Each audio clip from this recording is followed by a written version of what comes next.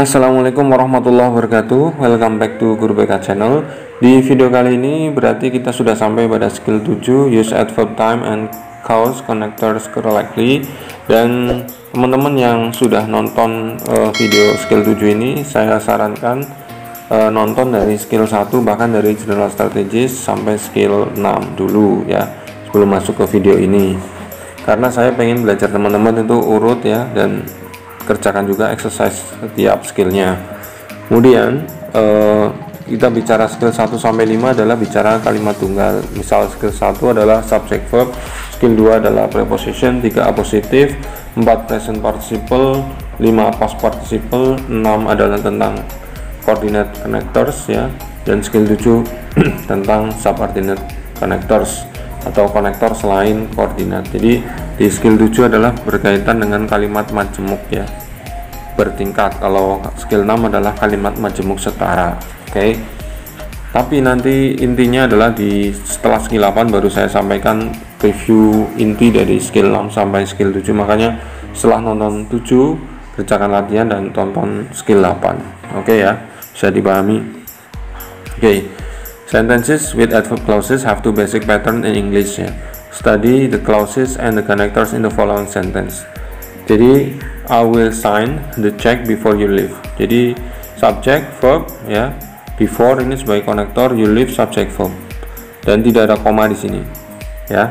Kenapa koma menjadi penting? Saya sudah sampaikan di skill 6 ya. Silakan ditonton. Before you leave, koma, I will sign the check. Jadi before-nya kalau ini di tengah, kalau yang pertama ini di tengah nggak ada koma ya, setelah the check misalkan. Kalau before-nya ditaruh depan, before you leave-nya taruh depan, maka setelahnya harus ada koma.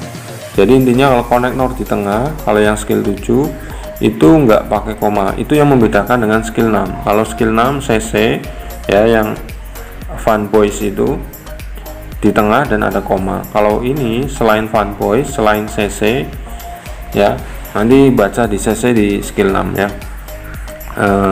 Kalau selain CC di tengah itu nggak ada koma, tapi kalau ditaruh depan itu bisa, tapi harus ada komanya ya. Kalau CC itu cuma bisa di tengah, nggak bisa ditaruh depan.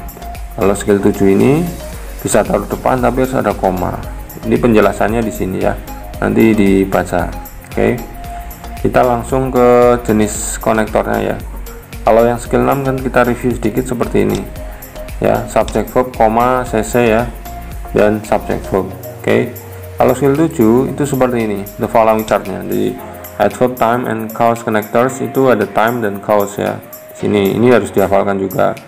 Karena ini kalau kita nggak hafal nanti ini keluar ya. Misal saya dulu pernah as much as itu apa? Ternyata adalah konektor dari cause ya. Misalkan time itu ada after, as long as, sampai while. Kalau ini now, that, since ya. Bahkan yang pernah keluar itu adalah kayak since itu ya. Since ternyata adalah bisa di sini, bisa di sini. Anda harus dihafalkan ini. Oke. Jadi polanya adalah di skill 7 ini adalah subject verb, adverb connector ya. Misalkan because ini di tengah, tidak ada koma ya di sini ya.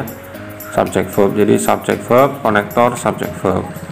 Yang bawah ini adverbnya bisa atau konektornya bisa ditaruh depan, tapi harus ada koma setelah klausa pertama. Jadi kalau ini ditaruh di depan, maka harus ada koma di sini ya, setelah klausa pertama. Jadi di sini konektor, subject verb, koma, subject verb. Nah ini pola seperti ini memang harus hafal ya. Jadi nanti menghadapi soal-soal seperti ini sangat gampang gitu ya.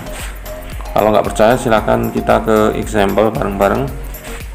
Ini ya, titik-titik was late, koma, I missed the appointment. Jadi kalau kita lihat di sini was itu adalah verb ya, terus koma, oke, terus subject verb.